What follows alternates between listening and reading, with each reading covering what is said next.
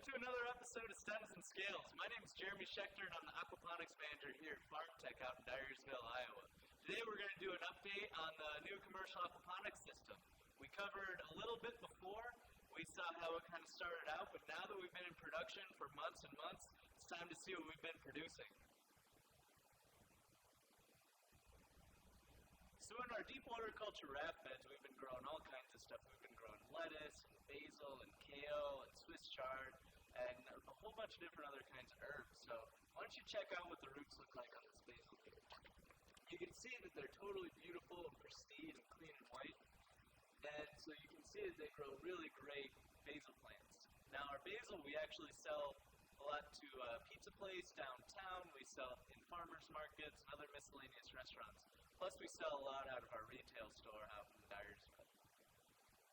So you can see over here we've actually added NFTs to one of our deep water culture beds, and so it kind of makes our system a mixture between our system 5 and our system 6. We wanted to be able to have NFTs over top of the deep water culture bed and not, so we can see the difference in production with supplemental lighting versus just sunlight. So NFTs, for you guys who aren't familiar with it, stands for nutrient film technique, where we just have a very small little flow coming out and slightly bathing the roots in nutrient solution. And that allows for a lot of gas transfer with the thin film of water. And then on the bottom, the deep water culture is, the plants are just floating right on the water in rafts.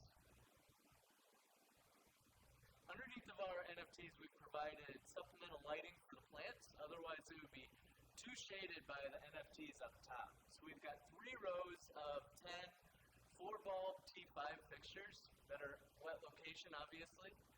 And they're providing all the light for the kale and basil and spinach and everything else that we want to grow under here.